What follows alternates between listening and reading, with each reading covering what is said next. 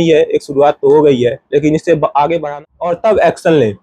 दोस्तों, कुछ लोगों के साथ ये हुआ कि वो एक दुकान पे थे, अननोन नंबर से आई कॉल एसएमएस आपको इस तरीके से फंसा के रख देगी कि आप अपनी सोचने समझने की क्षमता खो देंगे। आखिर में आप सिर्फ वही कहेंगे जो ऑनलाइन अपराधी जो आपके साथ ऑनलाइन फ्रॉड कर रहा है वो आपको करने को कहेगा। दोस्तों आदाब, मैं इंजमाम खान दावाबाद चैनल पे आज हम आपसे बात करने जा रहे हैं कि आखिर ऑनलाइन फ्रॉड होता क्या है, लोग कैसे इसको करते हैं और हम इससे बच कैसे सकते हैं। सबसे पहली बात यह है कि टेक्नोलॉजी, जहां तक हमें टेक्नोलॉजी की अगर हम बात करें, जितनी सहूलियत हमें मिली है, लेकिन अपराधी जो ऑनलाइन फ्रॉड करते हैं वो इसी टेक्नोलॉजी का फायदा उठा के आपके बारे में जानकारियां हासिल करते हैं और आपके साथ ऑनलाइन फ्रॉड करने की कोशिश करते हैं।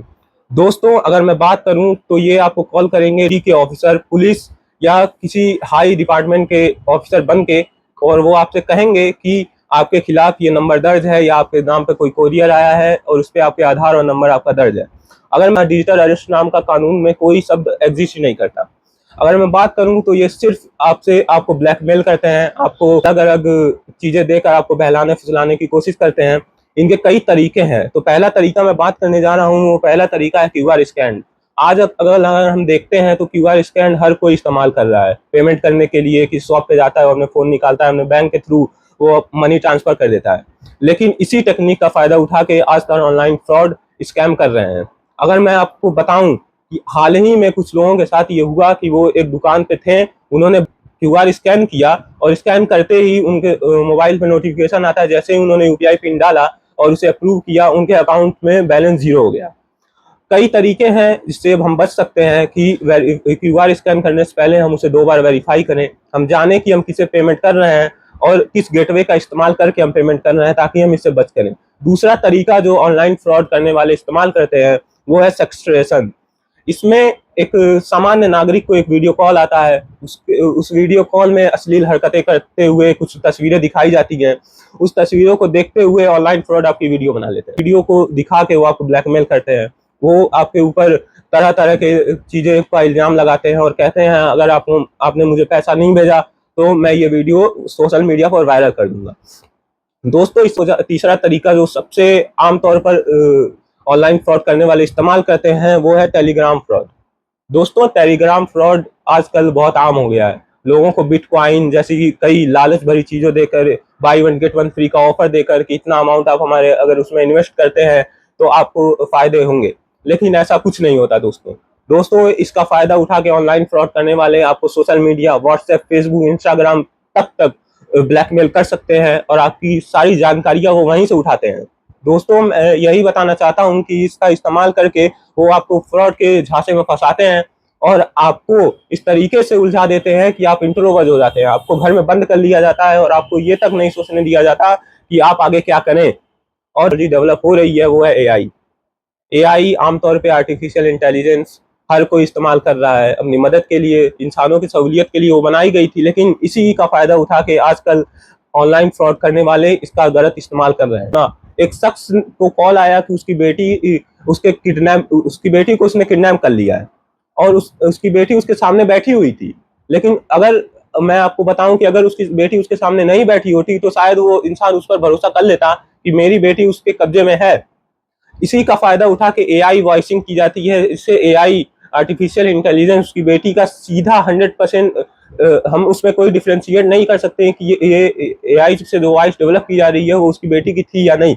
हालांकि वो इंसान बच गया, लेकिन अगर ऐसा कुछ होता है तो हमें पहले सतर्क रहना चाहिए, सावधान रहना चाहिए। इंपॉर्टेंट बात जो मैं करने जा रहा हूँ, 5वीं जो मेरी बात है वो है link based cheating. Link based cheating आमतौर पर एक ऐसा माहौल है जिसपे कोई भी अगर किसी के फोन में एसएमएस के थ्रू एक लिंक भेजता है तो बिना सोचे समझे आम इंसान उस पर क्लिक कर देता है। क्लिक करने के बाद उसके कोई पता नहीं होता कि उस लिंक क्या है। मालवेयर्स उसके मोबाइल में एंट्री कर देते हैं, उसकी सारी डिटेल, बैंक अकाउंट डिटेल। हालांकि लोग अपने मोबाइल में सारी डिटेल अपने फोन में ही रखते हैं, अपने बैंक अकाउंट से जुड़ी, अपनी पर्सनल लाइफ से जुड़ी, और ये सारी डिटेल एक साथ डेटा बन के उस ऑनलाइन फ्रॉड करने वाले व्यक्ति के हाथ में चली जाती है। इससे बचने का सीधा तरीका यही है कि हम उस लिंक को चेक करें, हम उस लिंक पे, कोई भी अनजान लिंक पे हम क्लिक ना करें। अगर हम ऐसा करते हैं तो हो सकता है हम भी उस ऑनलाइन फ्रॉड करने वाले का शिकार हो जाए। दोस्तों छठा और आखिरी तरीका जिसका इस्तेमाल करके ऑनलाइन स्कैमर्स आपके साथ फ्रॉड कर सकते हैं वो है ओटीपी स्कैम। ये इस वजह से होता है क्योंकि जब भी बैंक आपको कॉल करता है, बैंक से कॉल करने वाले युवक आपसे ओटीपी मांगता है, ये ओटीपी कभी ना दें, क्योंकि बैंक आपसे कभी ओटीपी नहीं मांगता। टेलीकॉम कंपनी से कोई व्यक्ति कॉल करता है, वो आपसे ओटीपी मांगता है, और मैं आपको बता दूं कि टेलीकॉम कंपनियां कभी भी आपसे ओटीपी नहीं मांगती हैं। ओटीपी कभी ना दें। ओटीपी देने से पहले ये जरूर सुनिश्चित कर लें कि ये ओटीपी आया कहाँ से है, और इस पर 2 स्टेप वेरिफिकेशन जरूर कर लें। दोस्तों, मैं आपको बता दूं कि 2014 से लेकर 2023 तक 65,000 फ्रॉड केसेस दर्ज हुए हैं बैंकों में, और यही नहीं बल्कि 4.65 लाख करोड़ रुपीज जो 10 साल में डिटेक्ट किए गए हैं, जिसको ऑनलाइन स्कैमर्स ने फ्रॉड के जरिए कमाया है। और गंभीरता से सोचने वाली बात तो ये है कि सरकार ने इसके तरफ कई मुहिम चलाई हैं। केस को दर्ज करने के लिए सरकार ने एक हेल्पलाइन नंबर भी जारी किया है, जो कि है 112 और 1930, जिसपे आप कॉल करके अपनी जानकारी को दर्ज करा सकते हैं और अपनी रिपोर्ट लिखवा सकते हैं। उसी के साथ साथ एक और नंबर है जो कि है 155260, जिसपे आप कॉल करके ये भी जान सकते हैं कि आपके साथ ऑनलाइन फ्रॉड हुआ है, और आप जानकारी उस पर दर्ज करवा सकते हैं कि आपका क्या केस है और आपके साथ किस तरीके से ऑनलाइन फ्रॉड किया गया है। सोचने की बात यह है कि इतना सब करने के बाद भी ऑनलाइन स्कैमर्स कम नहीं हो रहे हैं। न्यूज़पेपर्स में, अखबारों में छपते हैं कि ऑनलाइन स्कैम से कैसे बचें, ऑनलाइन स्कैम होता क्या है, इसके लिए सरकार क्या कर रही है। लेकिन उसी अखबार में मैं आपको बता दूं कि अगले दिन एक केस छपता है जिसमें दिखाया जाता है कि इस व्यक्ति के साथ इस शहर में एक ऑनलाइन फ्रॉड हो गया। आखिर ऐसा क्यों होता है?